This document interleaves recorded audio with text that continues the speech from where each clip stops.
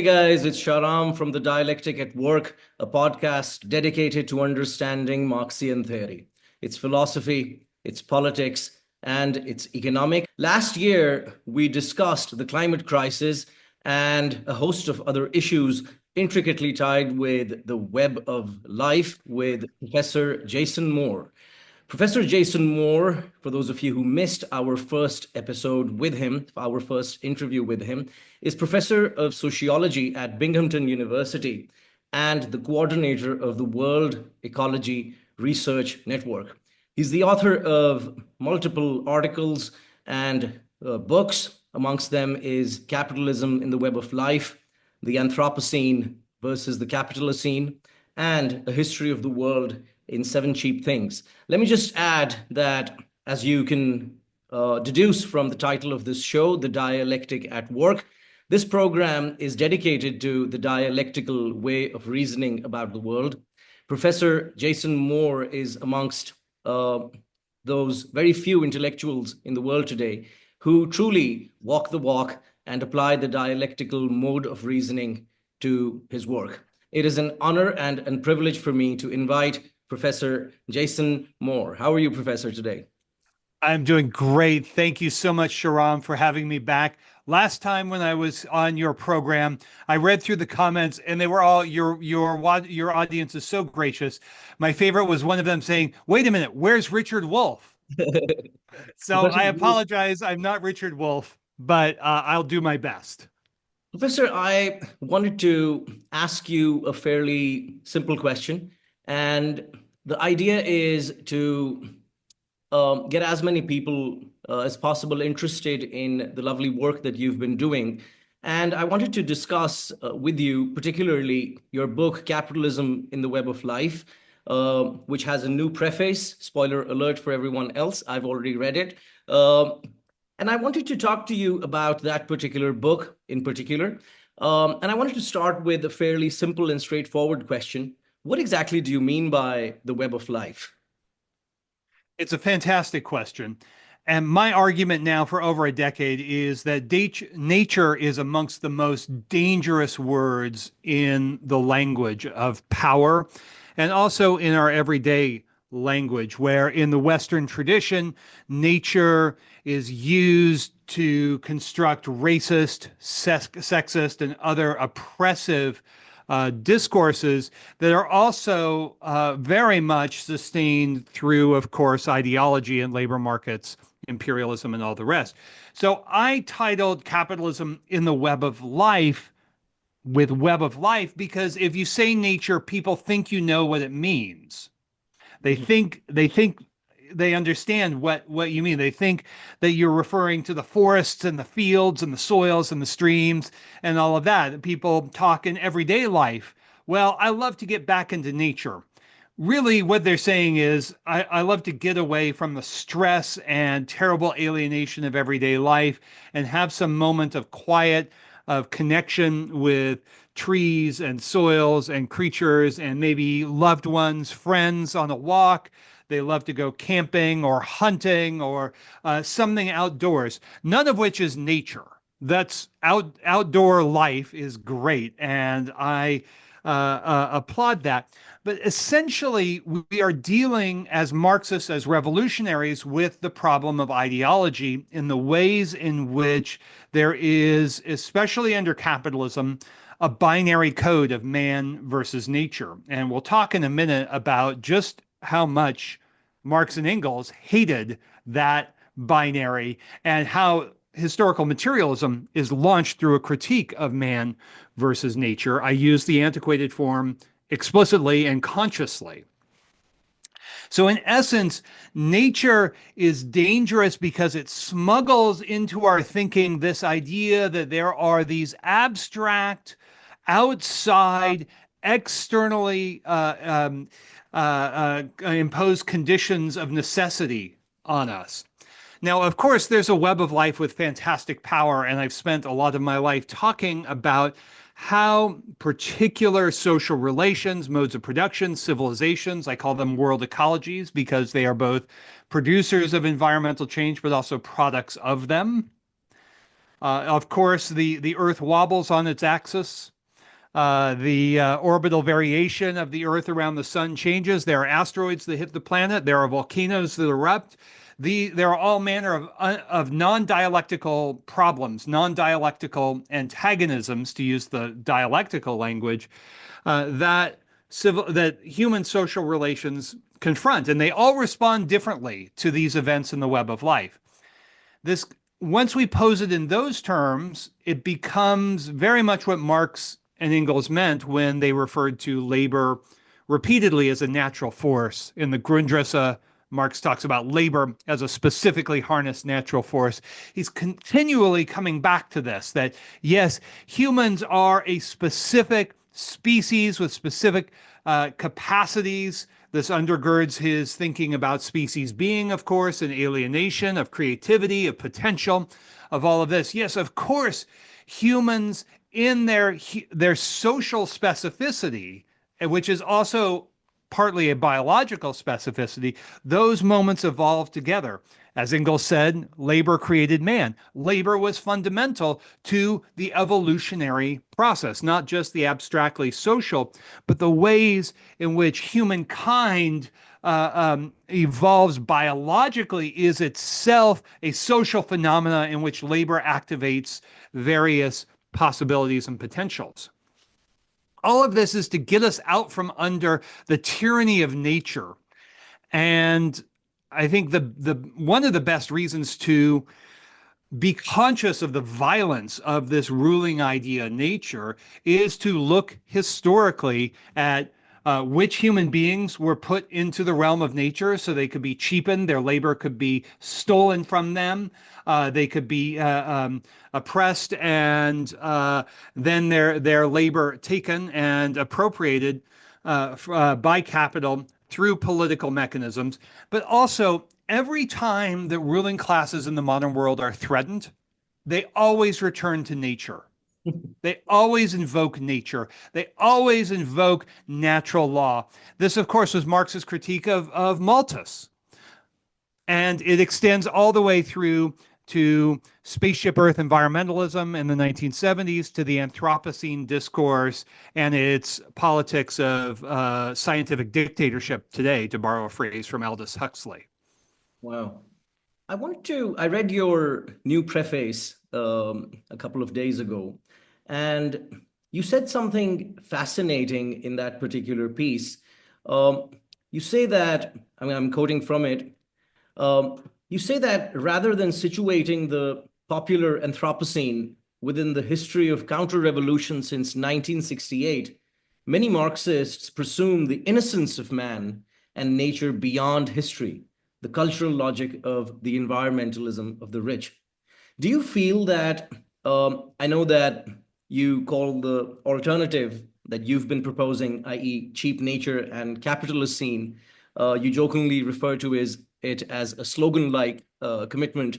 How do you feel? Can you say something about the counter-revolution of 1968 and how that counter-revolution has kind of propagated these counter-revolutionary ideas?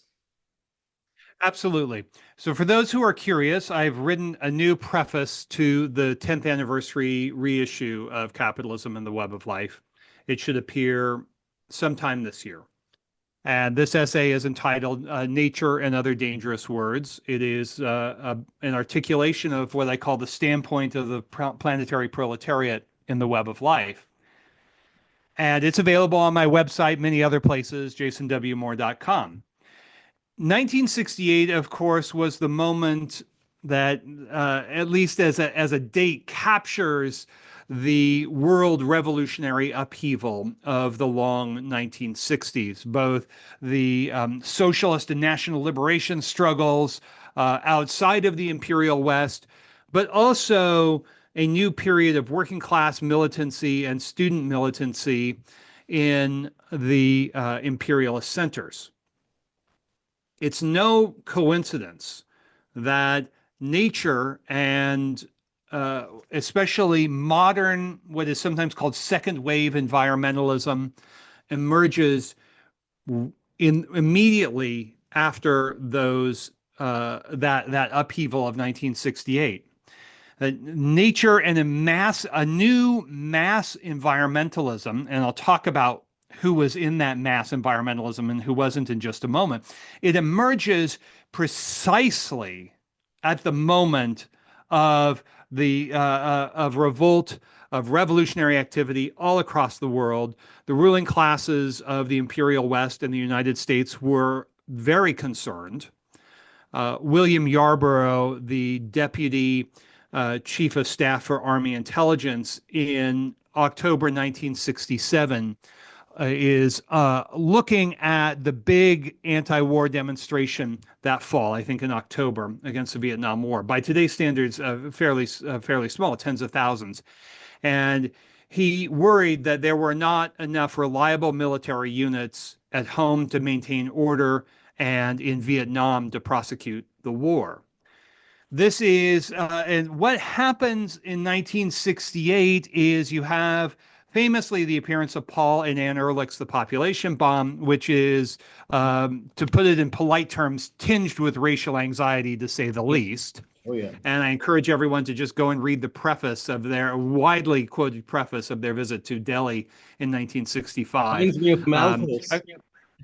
I mean, complete. It's straight out of Malthus. It's like, oh, it's so dirty and filthy, and all these people are just like animals. It reminds me of Winston Churchill, that the Indians breed like rabbits, so no big deal. We can let 3 million starve in Bengal, even as grain supplies were ready to be shipped on the docks of Perth, Australia. And this is a moment that builds up to the first Earth Day. Modern environmentalism is a mass phenomena that appealed to what we now call the professional managerial class, but essentially you had a moment in the history of American class formation where not only did you have a black and white working class and student revolt against the established order, but there was a moment where the sons and daughters of truck drivers and steel workers and waitresses were going into universities and becoming professionals, and then entertaining the absurd idea that the professionals should serve the people. The professionals should serve democratic ends. And that was dangerous because it pushed them into a potential alliance with the blue and pink collar working class. And that could not be tolerated by the ruling class. So one of the responses, they were quite explicit about this, one of the responses was to basically build out environmentalism as a mass phenomenon. And environmentalism was always about counter-revolution. It was always about containing the threat to the oligarchy, and creating one of these wedge issues that would separate the professionals from the working classes. This was amplified and paralleled on a world scale. And I think that's also part of what you're asking, that in the early 1970s, the American ruling class becomes very, very concerned that there will be, in the words of a foreign affairs or foreign policy forum in the early 70s, one too many OPECs. So there was a fear, all from the end of World War II, there was a fear on the part of American policymakers that third world states would decolonize and they would use their resources for their interests. And that could not be tolerated. Eventually, neoliberalism takes care of this through the debt regime. But in the late 60s and 70s, the fear was quite palpable that there would be an OPEC, just like there was an OPEC cartel. OPEC's not a cartel, we know that, but that's how they vocalized it. OPEC cartel, a copper cartel, strategic raw material producers would limit the flow of cheap natures to the strategic raw materials to the imperialist core.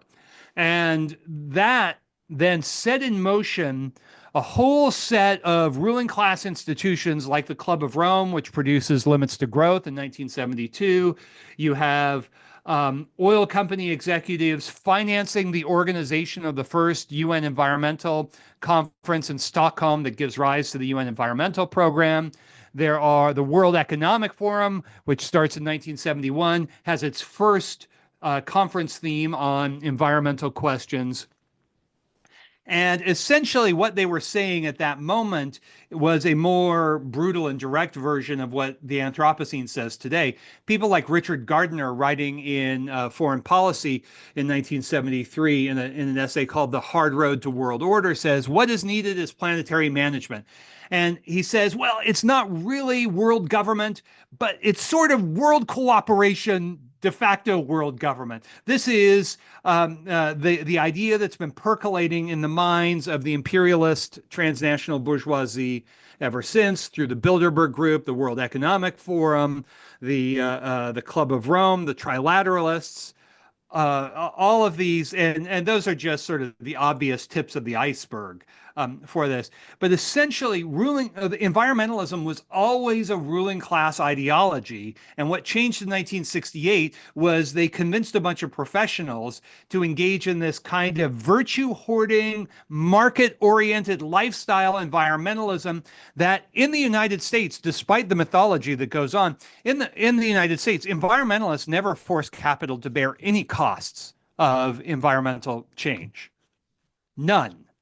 Yeah. And all the legislation they take credit for was passed before there was anything resembling these truly mass membership environmental organizations.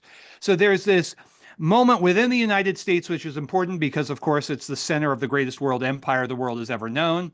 That's now tumbling down, right, as with every passing day, as we're learning. But also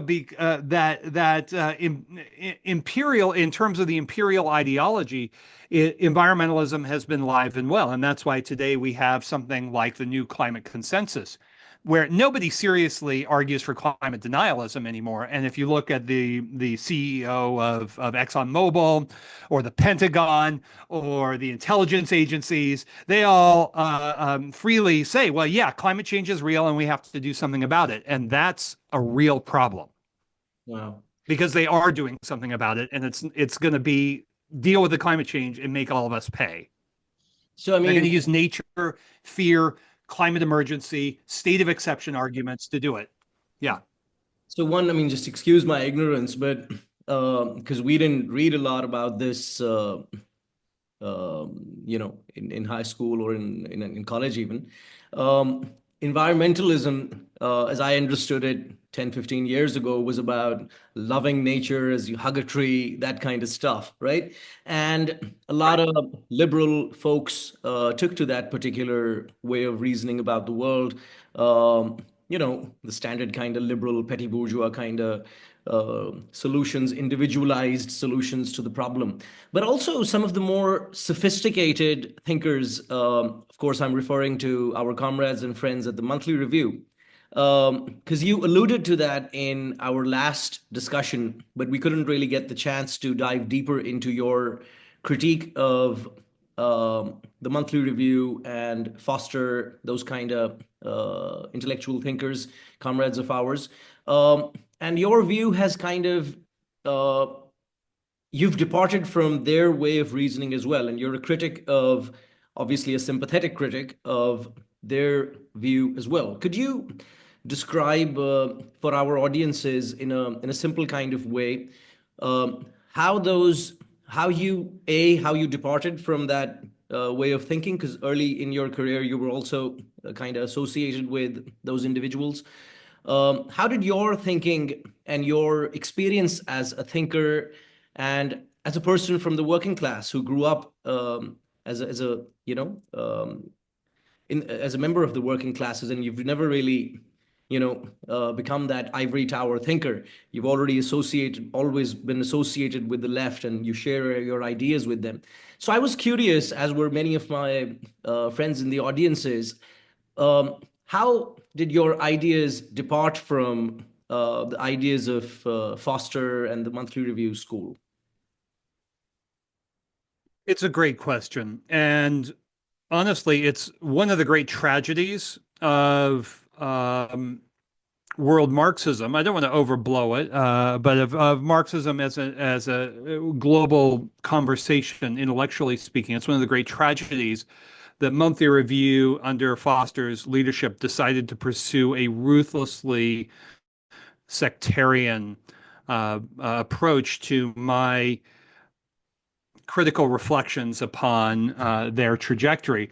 This began almost 20 years ago.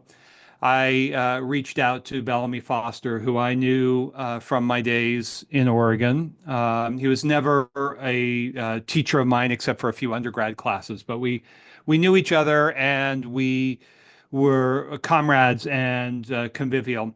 And there reached a point in the mid 2000s, right around, and then crescendoing right around the time of the great financial crisis, where I wondered what was happening to metabolic rift thinking, because it had opened up great questions with the publication of Marx's Ecology. And I was very supportive of it, and I liked where it was going. At one point, as I've argued, and that Foster pointed towards a generative synthesis between the eco-historical materialism of Marx that he articulates in Marx's Ecology and Paul Burkett's magisterial study of Marx on value in the web of life. And what Foster says is we need to synthesize these two. And he never did. And to this day, he is not. I posed an innocent question to him. Well, how does your ecologically informed critique of historical materialism inform the theory of monopoly capital? Foster, of course, is heir to Baran and Sweezy and Magdoff, the theory of monopoly capital, which is not an orthodox Marxist approach, by the way. So let's not have anyone think that Foster is some pure fundamentalist Marxist, although he often pretends that he is. And so I posed this question. I also posed it to my comrade David Harvey. Harvey was much more sympathetic because he's a much more open and creative thinker. But Harvey still hasn't answered my question, but he's comradely about it. For Foster, I continued to reach out because I had known him. I said, we should have some public dialogue, some public conversations. If we don't, my concern is that it could become quite bitter and sectarian. Now, I never imagined that Foster would reply to my very Marxist questions by denouncing me as a friend of climate deniers, as an enemy of socialism. I'm not making this up. You can go and search for these phrases on Google, and continued to characterize me with positions that I had argued against for a very, very long time. Maybe some listeners will be familiar with the charge of monism. Monism is simply is a word that I use 3 different times in a very, very long and detailed book, simply because I could no longer say dialectical and relational holism in a repetitive way. And in fact, my arguments all along about holism were basically inspired by Paul Burkett, a very close associate Bellamy Foster. Now, the tragedy of Monthly Review is this, that in the interest of protecting its purity around a strict metabolic rift line, and we'll talk about that more, but basically metabolic rift is a separation of nature and society, and this is how they describe it, a separation of nature and society, and then there are what they call anthropogenic rifts. So there are breaks in nutrient cycling that occur at multiple points. There's nothing particularly Marxist about that.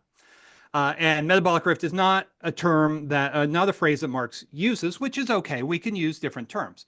All right. So we can go back into that. But what Monthly Review did is to basically cut off its nose to spite the face, or something like that. In the interest of a sectarian preservation of a pure party line around metabolic rift, it abandoned the other part of the Monthly Review tradition, which I know, Shahram, is near and dear to our hearts, the anti-imperialist tradition associated with Emanuel Wallerstein, Samir Amin, Giovanni Arrighi. That, of course, is the lineage that I'm in, and where Bellamy Foster recently denounces, I think in a fairly dishonest way, other Marxists around the question of imperialism. There's a discussion to be had around that for sure, but he's dumping on people like Bill Robinson and David Harvey, who are very, very serious thinkers, and he has cut off a crucial intellectual and political resource for the world socialist left. In not just me, but in removing this anti-imperialist Marxist tradition within Monthly Review. Certainly, it's not limited to me, but I would be one of the figures who would otherwise be writing about anti-imperialist climate politics and the relation of climate change and imperialism historically and in the present crisis. That's another element of synthesis that's largely been excised. And you might think I'm exaggerating, and certainly there's room for disagreement. But for those who are curious, go and look at a widely cited piece by John Foster and Brett Clark around the guano trade, bird shit, but guano trade and extraction and imperialism. There's no class analysis there. If you look at his origin, it's centered on labor, but not class. And okay, maybe he was making concessions because academic life is full of censorship. Okay, but then where is the analysis of metabolic relations and class formation? That was the beating heart in many ways of my Capitalism and the Web of Life. But instead of dealing with these questions of what does a theory of accumulation look like if we take the web of life seriously, what does a history and theory of class formation and class struggle look like if we take these ideas seriously, there's been a kind of sectarian posturing of denouncing me as a Latourian, which is frankly bizarre, and denouncing me in all these terms that basically say, well, Moore is deviating from what Marx said. Well, it turns out that's, if you actually look at the arguments, there are many points of disagreement, but it's not over attentiveness to Marx's argument. And this is where I've now returned to looking at Marx and Engels' labor theory of life. Beautiful. I mean, let me just remind our listeners that the great philosopher Lukács famously said that orthodoxy in Marxism is basically an orthodoxy in the dialectical method, which, according to Lukács, is a life and death issue. We don't have the luxury of reiterating, and rehashing what has been previously said. Dialectical way of thinking, dialectics is all about rethinking our categories. Even Hegel himself was asking us in the science of logic to develop this presuppositionless way of thinking and arriving at ways of thinking in a creative and new way. I want to talk to you a little bit more about this idea of the metabolic rift as one way of approaching this question. And you present, correct me if I'm wrong, cheap nature and Capitalocene as the alternative kind of way of approaching this question. And you also critique, because the idea of metabolic rift is kind of premised on nature versus society, right? And you're a critic of that, and you're saying, and in the preface, you say that Marx's ontology is a labor theory of life. It's not labor reductionism, but a double critique of abstract man and abstract nature. I found that really beautiful. So could you say something about that way of reasoning about this project? Absolutely. And this cuts to the heart of most, not just Monthly Review, but most eco-socialism. Most eco-socialism is limits to growth, man versus nature thinking with a patina of Marxist rhetoric and language. Very few eco-socialists, for instance, I was just talking with a great, brilliant Turkish comrade of mine, except for the Turks, that very few eco-socialists deal with political economy. There are with the theory and history of accumulation and accumulation crisis. This, of course, has been at the center of my thinking. Now, when you begin with man versus, that's a bourgeois procedure because it asserts a first order ontology of man and nature. Now, when you mention these phrases of abstract man and abstract nature, those are Marx's words. Marx he launches the philosophy of praxis, of historical materialism, with a critique of abstract man and abstract nature. Everyone pays attention to the 11th thesis on Feuerbach, but hardly anyone reads the rest of them. Among them, the 6th thesis on Feuerbach, which is there's no abstract man, there's only historical man, there's only humans in their ensemble of social relations. The beating heart of those social relations for Marx is, of course, labor. And labor has a doubly twofold character. This is straight out of the German ideology. It is socio-ecological. He says this directly. It is social and natural simultaneously. And prefiguring the feminist critique, it is about the securing of one's daily bread and the creation of fresh life and procreation. It is about daily and intergenerational reproduction. As near as I can tell, in the English literature, there are precisely 2 people who have quoted that passage, one of which is the great Silvia Federici, and then there's me. And I only went searching for it because I was curious about something. This is not an academic point-scoring observation. I just want to be clear. We mentioned John Bellamy Foster's brilliant Marx's Ecology. And what I discovered once I began teaching the German ideology is that that book is almost entirely absent from his account, except for one footnote at the end of the book. This is very curious because Bellamy Foster and eco-socialists have made careers and intellectual legacies out of asserting their proper materialist credentials.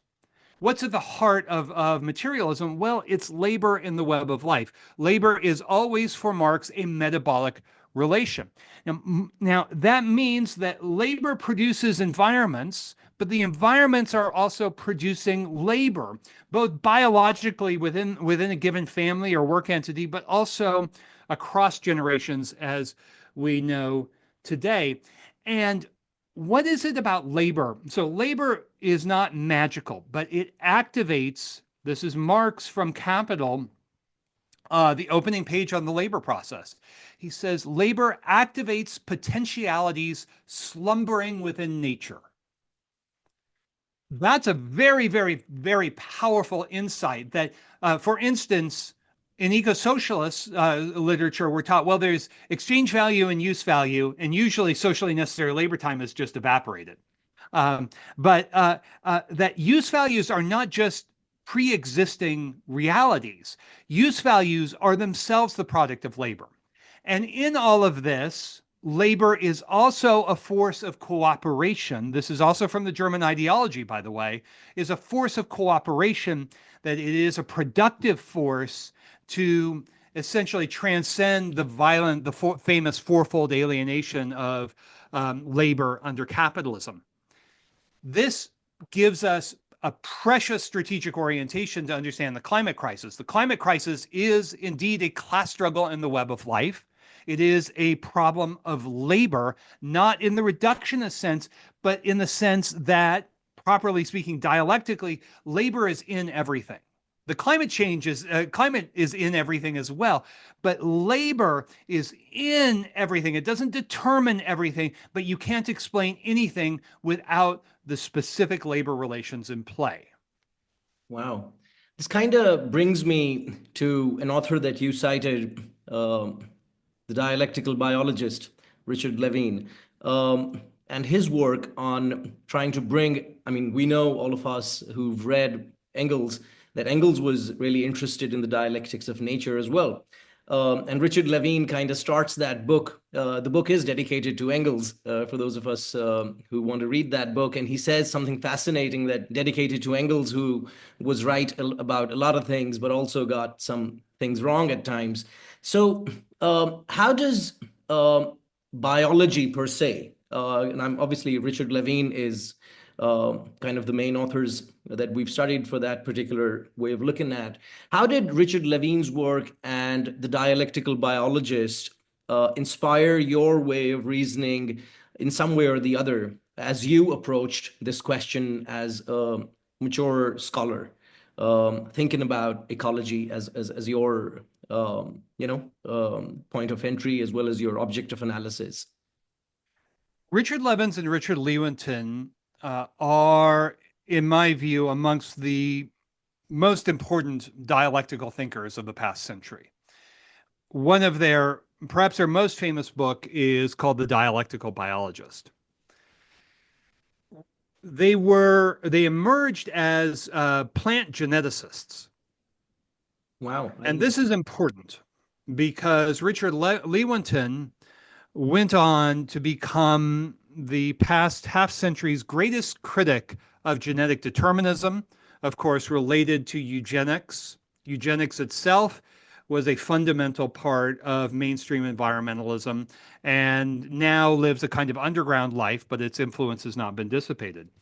And the problem with eugenics and genetic determinism is, of course, that it is used ideologically to explain rich and poor. So like Malthus used population not to talk about the environment, but to justify class inequality. And he was fiercely opposed by the proto-socialists of his day, like those that Spence led in London in the 1790s, who insisted on the right to subsistence. Richard Levins and Richard Lewontin published the Dialectical Biologist in 1985. Before I forget to say this, I quote in the essay a very, very short, brilliant essay. It's 4 pages, so anyone can go and look at it. It's called Organism and Environment. And what they're doing is criticizing the Darwinian paradigm for essentially saying that species evolve within niches that are geographically static. And what they point out is that that evolution occurs as the organisms make the environments. The environments include other life, not just physical matter, but other life. And in changing the environments change the conditions of speciation, and so on and so forth. So this is obviously straight out of Engels' Labor Created Man, evolutionarily speaking. And Richard Lewontin also wrote a fantastic book that the Monthly Review tradition never cites. Now, I'm not just taking a pot shot. Monthly Review absolutely celebrates Levins and Lewontin, but doesn't do what they did. That's my short crib notes version of it. But Richard Lewontin published a great book, a critique of genetic determinism, called Not in Our Genes, which in 1984, which laid out this magisterial Marxist historical critique of bourgeois science and bourgeois naturalism. Now, why is that significant? Because we have to understand the power of bourgeois science through a double transfer. That's a term I get from John Bellamy Foster, actually, that as we know from the Marxist historiography on science, the scientific revolution, if you think of Newton and all the rest, as Hessen and Grossman pointed out before World War II, they essentially internalized the bourgeois ideology of their day and presented it in scientific form. Then took the science, this is the double transfer. The first transfer is ideology to scientific activity, and then scientific activity back into ideology. That's very much live. That was at the center of Lewontin and Levin's perspective. And they were doing in a much more understandable way what Bertel Ollman, the founder of the philosophy of internal relations, that at least that phrase from 1971 onwards, that they were doing in a much more concrete and applied way the dialectical method. I encountered these arguments when I was still an undergraduate, and I was around Bellamy Foster. And later on, I was sitting in on a graduate seminar of his, and he assigned the Dialectical Biologist. This was in the later 1990s. And I said, you know, John, this should be our methodological text, the Dialectical Biologist, because it gives us a live, active, applied sensibility about the dialectical method and uncovering all of the sort of physical connections, but also making sense of why is the science that we use used, and then what are the ideological implications of that. So that's very much all, I think, in embryonic form within Marx and Engels' thinking about science, of abstract man, abstract nature, and Marx's insistence. We know this from the manuscripts in 1844 and many others. Marx says that the proletarian standpoint will bring together the science of man and the science of nature. And for the proletariat, there's only one science, a historical science. So we settle debates on, this is their phrasing, we settle our theoretical differences on the real ground of history. And that's what the eco-socialists have refused to do. This kind of connects with what you say in the preface, and I quote, you say that how we think with and through and then act upon systems is what matters. This is the Marxist point, dialectically bound to historical inquiry and a piercing critique of the imagined concrete, arising from the fetishes that seek to control the world historical imagination, and with it, proletarian consciousness. Now, this I found really profound, because when I listen to the eco-socialists or the environmentalists or the blah, blah, blah, all, they have 15 different names, what I find irritating, as well as kind of counter-revolutionary, for the lack of a better word, is their inability to tie this project with the class struggle and the proletarian consciousness. And then you say that one's historical assessment of the origins and development of the planetary crisis determines one's political priorities in the climate crisis.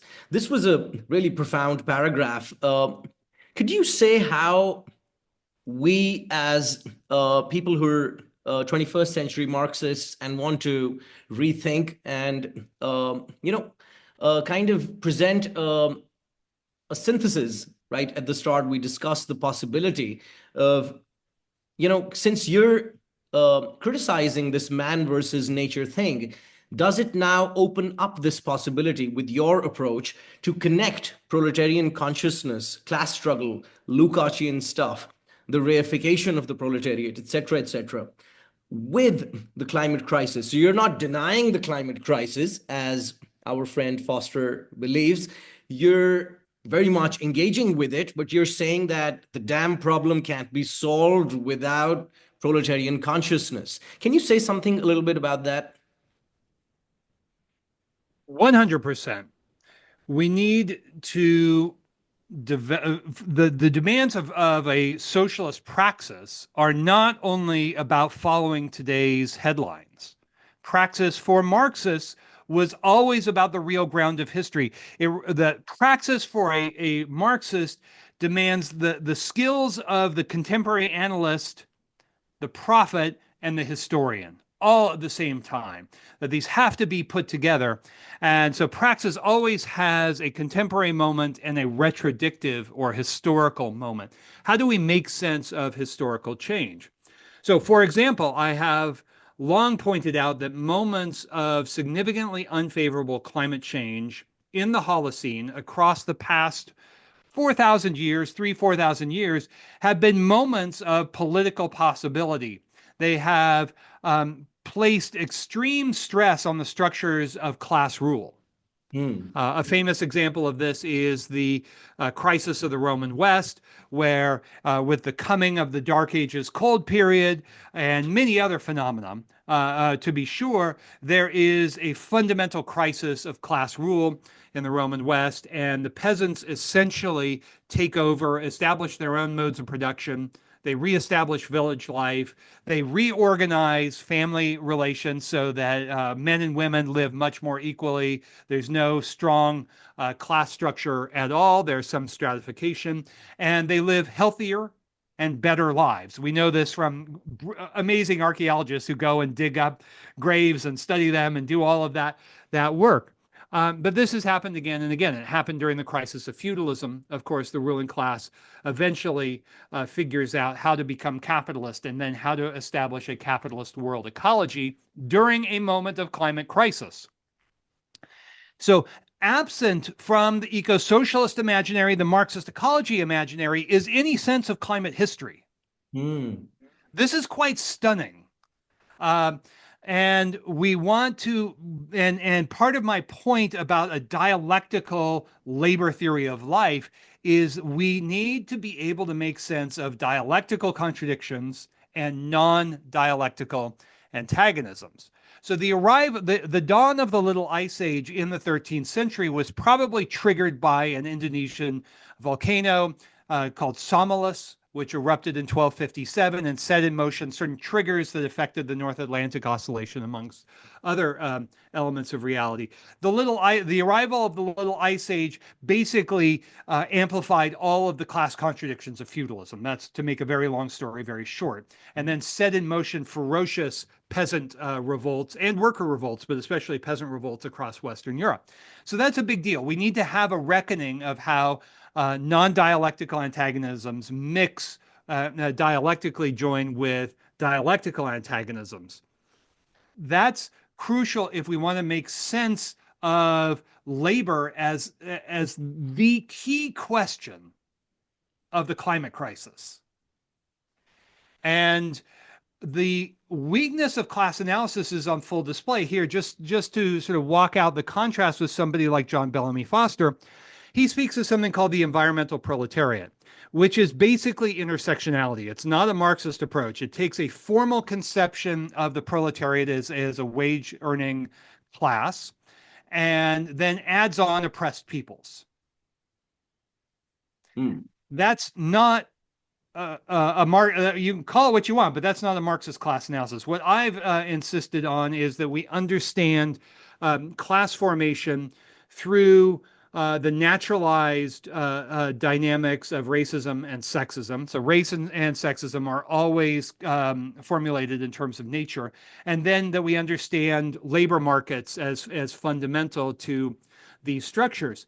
This is an elementary point that a first-year Marxist economics grad student could spell out for you. That, yeah, of course, race and ethnicity is structured by occupation and labor markets, and that the forms of the proletariat are, in fact, highly variable. So Marx, in fact, in Capital, refers to French sharecroppers as a form of the proletarian relation.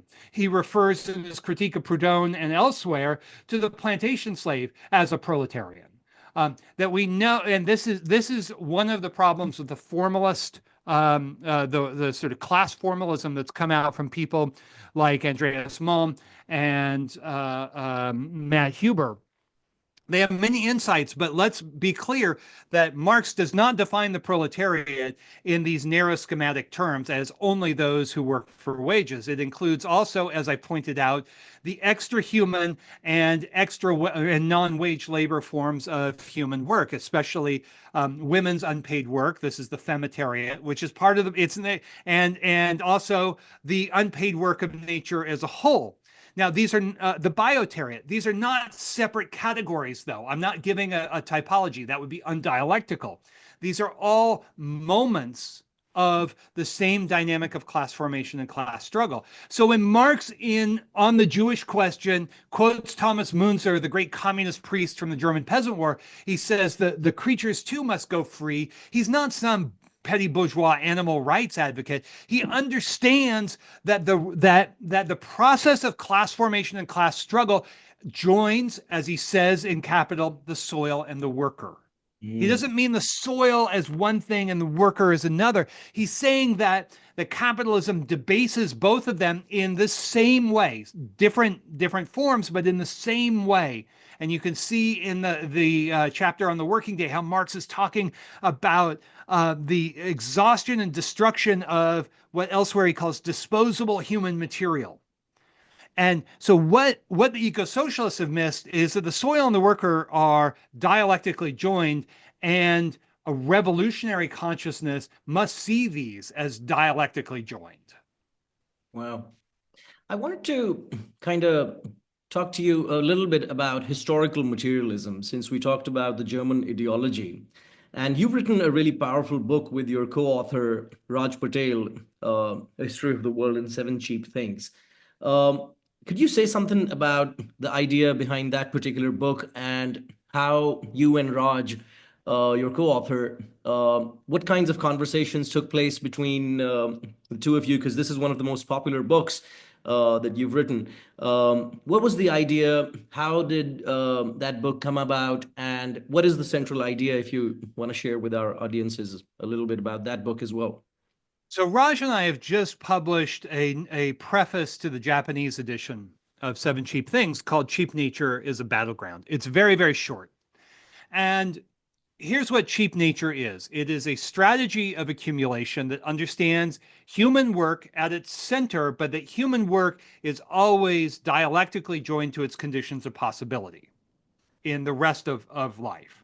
Mhm. And that cheap nature has a double moment. It means that every success, it's an explanatory in terms of the history of capitalism. Every great era of capital accumulation depended on what I call the four cheaps: labor, food, energy, and raw materials. Indeed, this is uncontroversial. Most world economic histories are premised on telling this story of capitalism where the prices of the commodities are low at the beginning, and then you have high labor costs and high commodity costs at the end of a given cycle of accumulation. So that's a kind of common sense economic, ecological moment. The periodic crises of cheap nature and the restoration of cheap nature at various moments is made possible by political power, by imperialism. This is the Rosa Luxemburg story. Many others. Capitalism survives by going to the frontiers where overwhelming military force can then impose capital's will and secure the conditions for a good business environment. All right, so that's the first moment of cheap nature, about cheap and price. Not for us, but for them, for the 0.1%, let's say. The other moment that is crucial is cheap nature as devaluation, to cheapen and degrade and disrespect the lives and labors of the vast majority. And this applies especially to, as Raj Patel and I focus on, the history of cheap care. Capitalism is too expensive a system to survive unless it creates systems of socially necessary unpaid work, not just socially necessary labor time. Marx's law of value depends on massive contributions of socially necessary unpaid work performed by women, nature, and colonies, to quote the great Maria Mies. Hmm. We have these two moments. So racism and sexism are strategies of geocultural domination that drive down the wages in those labor markets, restrict labor market activity, and generally try to secure as much surplus labor as possible outside, not just within the cash nexus, but outside the cash nexus. The capitalism is fundamentally a system of unpaid work. That's what makes the system of wage labor and the cash nexus profitable. Without it, it's not profitable. This idea of cheap nature provides us with a befitting critique of abstract nature, which is the alternative way of thinking about it. And similarly, another concept that you've criticized and provided, you don't only criticize the concept, you present an alternative as well, is the concept of abstract man, right? And I really want to make sure that the audiences understand the alternative that you're providing, because this idea of the Anthropocene, right? That man in the abstract is somehow responsible for the devastation of the planet and the climate that we see. And as a person who grew up in a third world country that contributes next to nothing to the global, problem, I was like, I didn't do nothing, man. What did I do to get this? So, and you're kind of providing us with Marxist thinkers with a alternative way of thinking about that by talking about the Capitalocene, and you're on Twitter and everywhere else, you constantly talk about that particular way of reasoning. So could you say something about that? Because you've written a book about that particular issue as well. The Capitalocene is a slogan, and it's a slogan of provocation against the conceit of man versus nature, precisely as you indicated. But it also goes deeper, because man versus nature is not simply a poor description of the problem. It's a class politics. I've narrated this in terms of a long Malthusian cycle. Even before Malthus, you have, specifically with the rise of capitalism, the invention of a bourgeois humanism that's a very, very abstract man, that's Marx's phrase, against a very, very abstract nature. In practice, most human beings were put into the realm of nature. And explicitly in the history of Spanish colonialism and then English colonialism in the 17th century, indigenous peoples are redefined as naturales. That to be indigenous is to be part of nature. And to be part of nature was to assign somebody to work for free or as low cost as possible. Claudia von Wehrhoff, the great feminist Marxist, says nature became everything the bourgeoisie didn't want to pay for. Beautiful. And that's a powerful idea. If we think about it, that's powerful. Now, the neoclassicals say, well, then if we put a price tag on everything, it will all be okay. And if only we fix the discount rate, everything will be okay. The thing is that that's fantastical, and it would also lead to nobody being able to profit because the costs of production and reproduction would be so high. Well, so the Capitalocene is not an argument about a geological era. It's widely misunderstood, and it's not an argument about capitalism as an economic system. It's a critique of capitalism as an economic system. Capitalism contains an economic system, but it is a system of it is a system and structure of class war. That the standpoint of the Capitalocene says the climate crisis is class war, to quote the great title from Matt Huber's book. This is an attempt to bring the ideological edifice of man versus nature into focus and to look at it historically. Well, you've heard me mention the labor theory of life, and this is fundamental to Marx's historical materialism, that a labor theory that puts together dialectical and undialectical antagonisms allows us to have a theory and history of class struggle and class formation in the web of life. Now we get to the real power of man versus nature thinking, which of course is the expression in thought of the practical bloody separation of the producers from the means of subsistence. This is the man versus nature are specific inventions of capitalism in the 16th and 17th centuries. But it goes deeper than that. It's not just about this kind of abstract civilizing project and imperialism. This is, as Descartes formulated and then others after that, this is a managerial philosophy. For good Marxists like us who have studied labor and economy, we've all cut our teeth on Harry Braverman. And the fantastic classic text on labor and monopoly capital. And Braverman summarizes the work of the great scientific management theorist Frederick Winslow Taylor as talking about the separation of conception, of thinking from execution. Thinking and doing.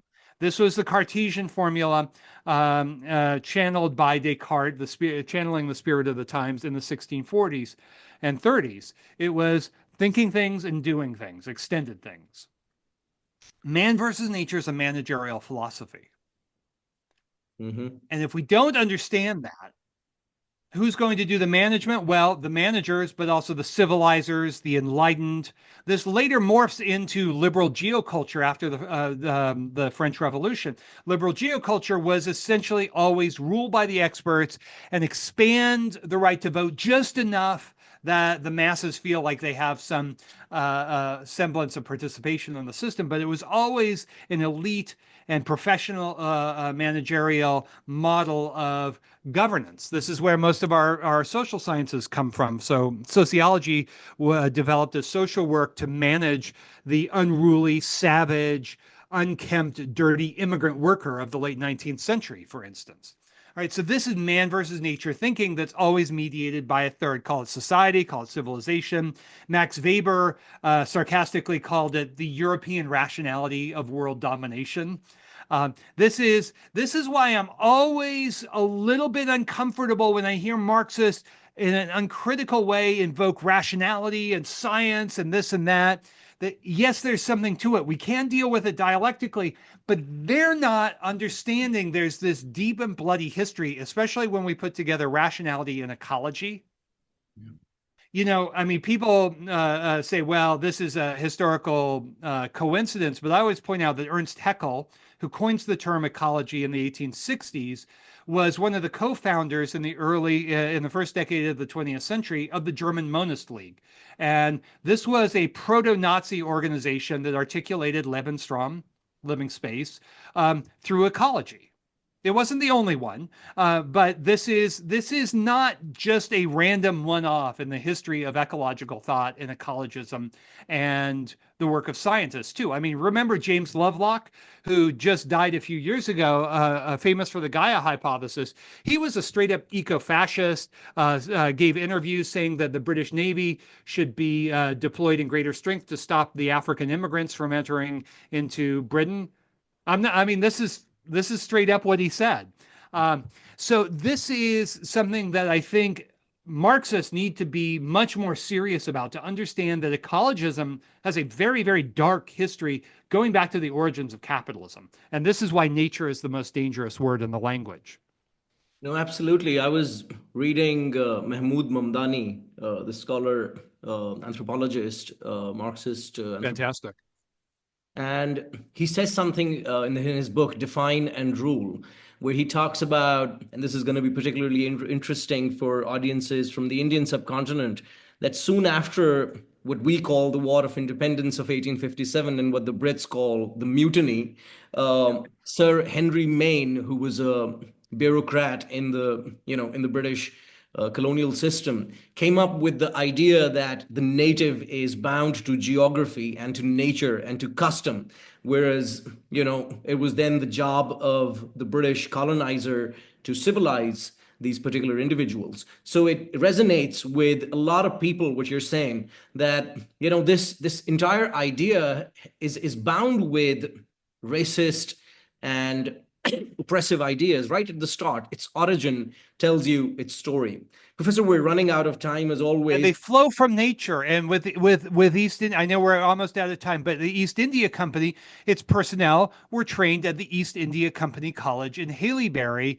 Malthus was the first chair of political economy and influenced generations of professors and, of course, the cadres, the personnel who went over to India and elsewhere. So exactly. So this is very much the spirit of environmentalism. Yeah. And I mean, we have to put it bluntly.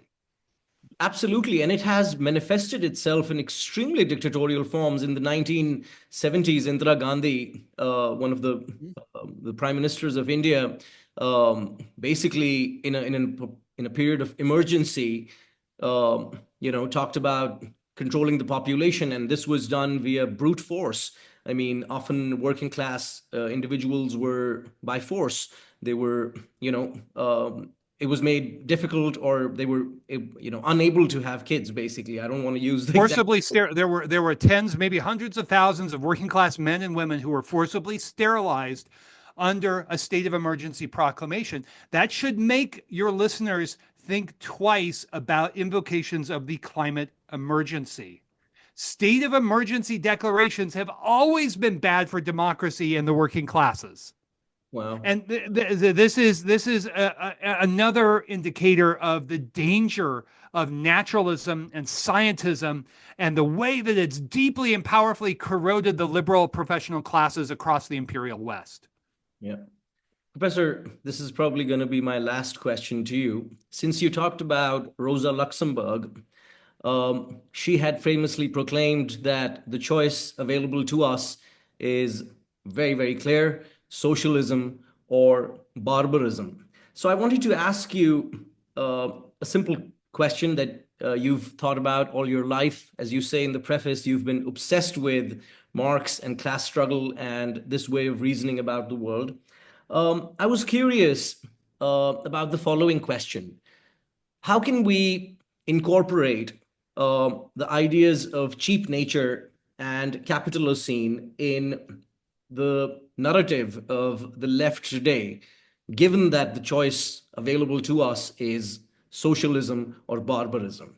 How can the left in the 21st century, because there's audiences from all around the world, Gen Z is very, very interested in the kind of work that you're doing. What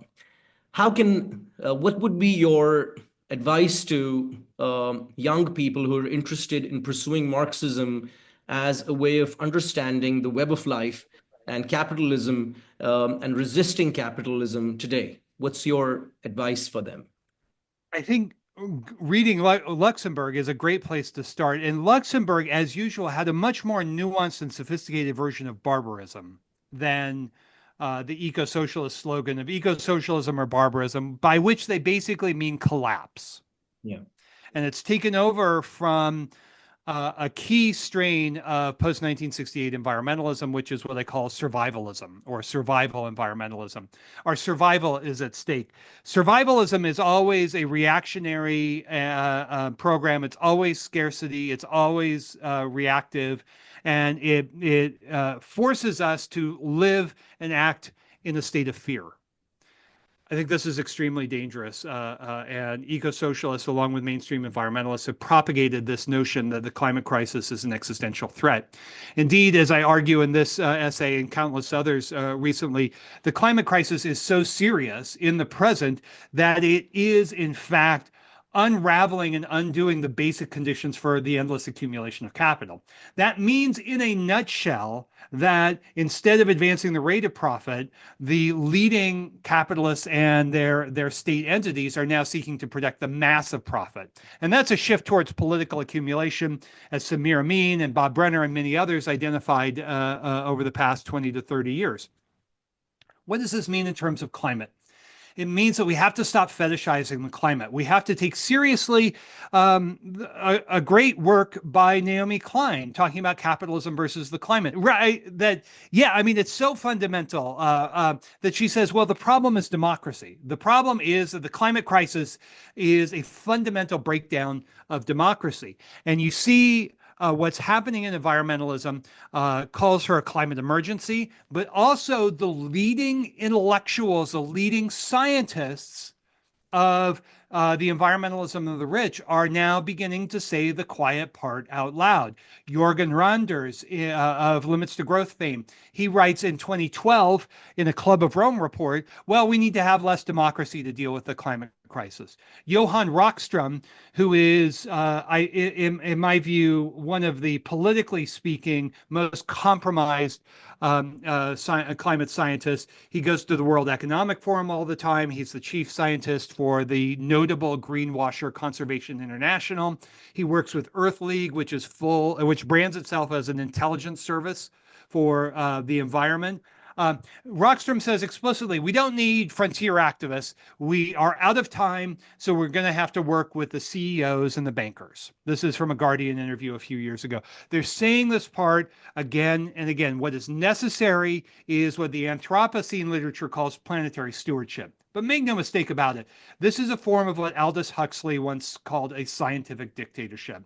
And a brave new world for the professional classes, largely, but not only in the Imperial West, and George Orwell's 1984 terror, scorched earth, using AI to target apartment buildings and all the rest of it for the rest of the world. That's how the 0.1% in the West wants to deal with the climate crisis. They want to suppress the cost of doing business and suppress the living standards of the vast majority and basically balance the books of the climate crisis on the backs and bellies and shoulders of the bottom 80%. It's deeply contradictory, however, because that bottom 80% is not just in places like Pakistan. It's in places like Muncie, Indiana, or Scranton, Pennsylvania. And what we're seeing is the profound outrage of working classes in Western Europe and the United States. The left has, and the climate left in particular, has totally abandoned the working class. And the working class is outraged at environmentalism. It's outraged at climate denialism or outraged at climate politics because it understands that environmentalism has been a professional and ruling class grift from the 1970s. The environmentalists never cared. If you were a coal miner, if you worked in Louisiana's chemical sector, if you were like Lois Gibbs at Niagara Falls and Love Canal, organizing the anti-toxics movement, if you were a farm worker, you were shit out of luck. And American working class may not be able to recite all of that data, but they know it in their bones that environmentalists have been in the business of administering and managing what suits them, not what helps the living conditions and well-being of the whole society. So Americans are sicker and unhealthier than ever. It's across the Western world, and the left has nothing to say about this. So this is the danger, I think, of nature and of good science in an emphatically sarcastic way, that it's become a kind of quasi-religion of the professional classes in the global north especially. And what I think your comrades in Pakistan, my comrades in Turkey, across South Asia, across the world, I think what we need to demand is democracy in the web of life and an end to the program of scientific dictatorship.